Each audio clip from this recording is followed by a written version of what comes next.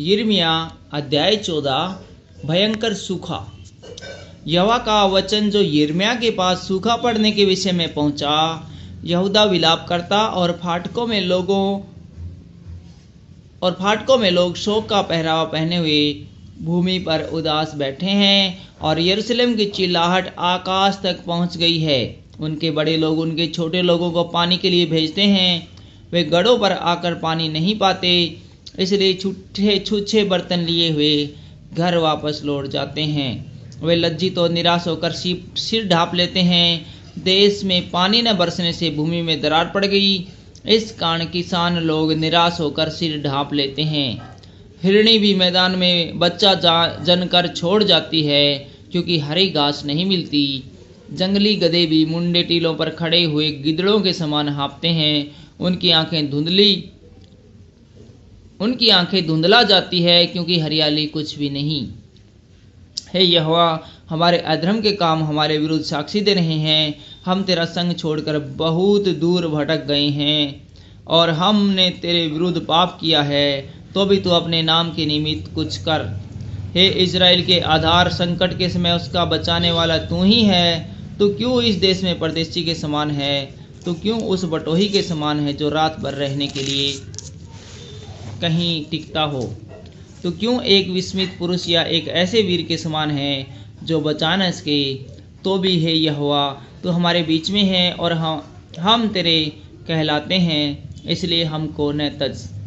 यहोवा ने इन लोगों के विषय में यूँ कहा है, इनको ऐसा भटकना अच्छा लगता है, ये कुकर्म में चलने से नहीं रुके, इसलिए यहोवा इनसे प्रसन्न नहीं है। वह इनका अधर्म समन करेगा और उनको पाप का दंड देगा।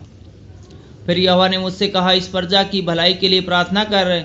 चाहे वे उपवास भी करे तो भी मैं इनकी दुहाई नहीं सुनूंगा, और चाहे वे होम बलि और अन्न बलि चढ़ाए तो भी मैं उनसे प्रसन्न न होऊंगा।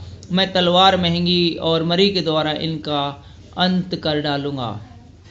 तब मैंने कहा, हाय प्रभु यहोवा, देख, भविष्यवक्ता इनसे कहते हैं, न तो तुम पर तलवार चलेगी और न महंगी होगी।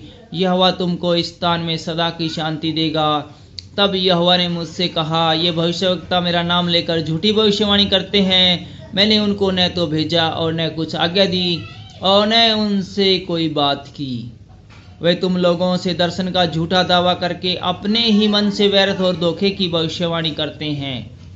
इस कारण जो भविष्यवक्ता मेरे बिना भेजे मेरा नाम लेकर भविष्यवाणी करते हैं कि इस देश में न तो तलवार चलेगी और न महंगी होगी, उनके विषय यहोवा यूँ कहता है, वे भविष्यवक्ता आप तलवार और महंगी के द्वारा नष्ट किए जाएंगे। और जिन लोगों से वे भविष्यवाणी करते हैं, वे महंगी और तलवार के द्वारा मर जाने पर इस प्रकार यरूशलेम की सड़कों में फेंक दी जाएंगे कि न तो उनका, न उनकी स्त्रियों का और न उनके बेटे बेटियों का कोई मिट्टी देने वाला रहेगा, क्योंकि मैं उनकी बुराई उन्हीं के सिर उंडेलूंगा। तो उनसे यह बात कहे, मेरी आंखों से दिन रात आंसू लगातार बहते रहे, वे न रुके, क्योंकि मेरे लोगों की कुंवारी बेटी बहुत ही कुचली गई और घायल हुई। यदि मैं मैदान में जाऊं तो देखो तलवार के मारे हुए पड़े हैं। यदि मैं नगर के भीतर जाऊं तो देखो भूख से अधमरे पड़े हैं, क्योंकि भविष्यवक्ता और याजक देश में कमाई करते फिरते और समझ नहीं रखते हैं। परमेश्वर से लोगों का निवेदन। क्या तूने यहूदा से बिल्कुल हाथ उठा लिया है? क्या तू सियोन से घृणा करता है? नहीं, तूने तो हमको ऐसा मारा है कि हम चंगे हो ही नहीं सकते। हम शांति की बाट जोते रहे तो भी कुछ कल्याण नहीं हुआ, और यद्यपि हम अच्छे हो जाने की आशा रखते रहे तो भी घबराना ही पड़ा है। हे यहोवा, हम अपनी दुष्टता और अपने पुरखाओं के अधर्म को भी मान लेते हैं, क्योंकि हमने तेरे विरुद्ध पाप किया है। अपने नाम के निमित्त हमें न ठुकरा, अपने तेजों में सिंहासन का अपमान न कर। जो वाचा तूने हमारे साथ बांधी उसे स्मरण कर और उसे न तोड़।